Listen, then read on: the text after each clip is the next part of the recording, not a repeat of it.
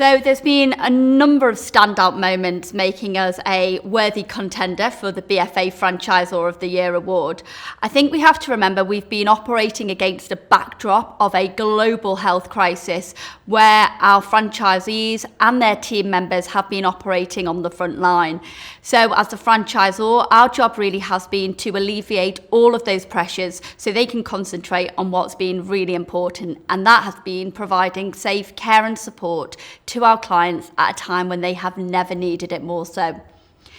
Key to our offering has been a significant investment in our national office team, and now we've got an industry-leading ratio of national office staff to franchisees, and that's a ratio of 1:3, which I think is absolutely fantastic. In addition to all of the challenges which Lucy has already mentioned, we've also managed to launch our dementia support programme, which we believe is industry leading and unique throughout our sector in terms of not just providing run-of-the-mill dementia training for our staff, but actually providing a structured intervention programme to work alongside people living with dementia and their families.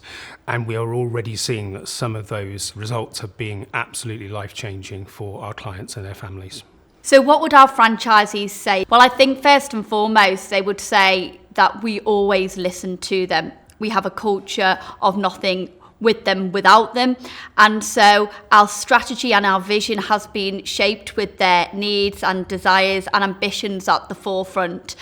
I think they'd also recognise the significant investment that's been made throughout the pandemic and beyond, ultimately recognising that everything we do is to support them to build successful and profitable businesses where ultimately they can make a difference every day.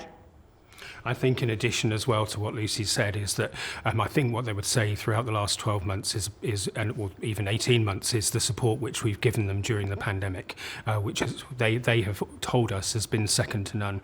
And that's really in three areas. So that's in relation to our sector for personal protective equipment. We've never run short of personal protective equipment. We never failed to supply it right in the beginning when it was really challenging for our sector. We were always consistent. We were always ready to invest up front to ensure the safety of our clients and our caregivers.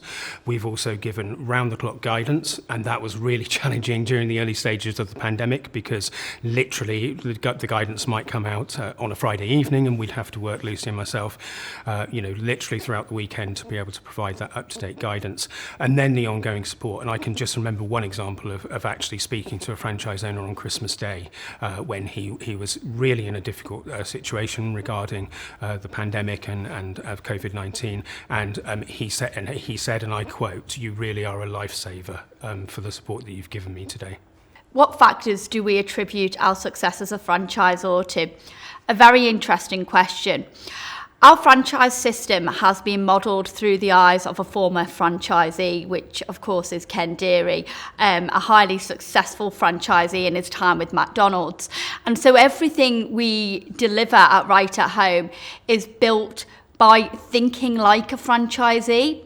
And I think that's been really, really key to making sure that our franchisees continue to be delighted with our support.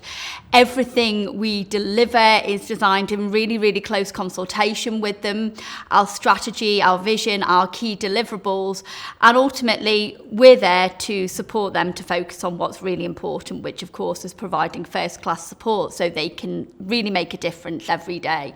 And I think they really, really recognise that we are willing to make significant investment above and beyond to be continuously committed to improving our model so they can stay ahead of the competition and deliver very, very successful businesses.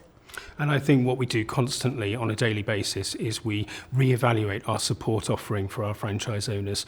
We listen to their feedback and we genuinely try to improve all the time in relation to areas that they feel that we can and should develop and get better in. And we genuinely listen to them and take that on board and try our best to improve. In the last 12 months, we had a situation which really put our franchise agreement to the test, where we had to make some really, really tough decisions to do the right thing, to protect the Right at Home brand.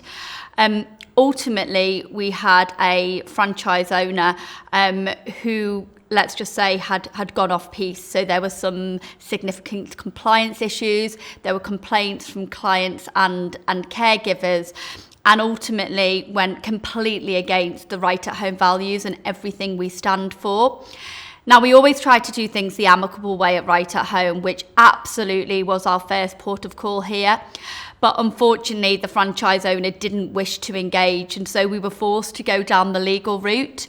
When we did go down the legal route, we went to court where an interim injunction was granted, and we were really delighted to be praised by both our solicitor and the judge for our ethical approach to dealing with the situation, which she held in the highest of regard. Following that, we managed to reach a settlement agreement, and ultimately what it's shown is when our franchise agreement is put to the test, it absolutely stands up. And it also shows that we are willing to do whatever's necessary at any cost to protect our brand and indeed everything which ethical franchising stands for. And I think at times, I'll just add to what Lucy said, that at times it was really difficult to stay with the pace of what was happening with our franchise owner, who was really not behaving in a rational, controlled way. But what we did is we drew on each other's support, experience and expertise, and we always stayed true to our values of absolutely working ethically and fairly at all times, even in such adverse circumstances. Innovation in franchising and indeed in the home care sector is so important. As I'm sure you're aware, home care and indeed social care is in a period of crisis, so it's never been more important to innovate, to look outside of the walls of our organisation, to see how things can be done differently, ultimately to bring benefits and to relieve cost pressures for our franchisees. So we've done this in a number of ways. One has been a significant investment in an exciting technology project with nearly £1 million invested, although we can't say too much on that point just at the moment. But another key area we've focused in has been trying to change the way VAT is handled for our sector. You may know that in home care, our franchisees are not able to reclaim their input tax, but as the franchisor, we have to charge the standard 20% on our MSF. Well, this year we've invested £70,000 and brought on board VAT experts from KPMG. As a result, from the new year, it's looking extremely likely that we are going to be able to reduce the VAT on our MSF from 20% to 5%, which, as you can imagine, for a network of our size, the savings are going to be really, really sizable, and our franchisees are certainly going to be delighted with that. Of course, what's really fantastic about this is it's not just going to bring benefits for right at home franchisees, it's actually going to pave the way for other home care franchisees. So the impact for the franchise industry is going to be really significant.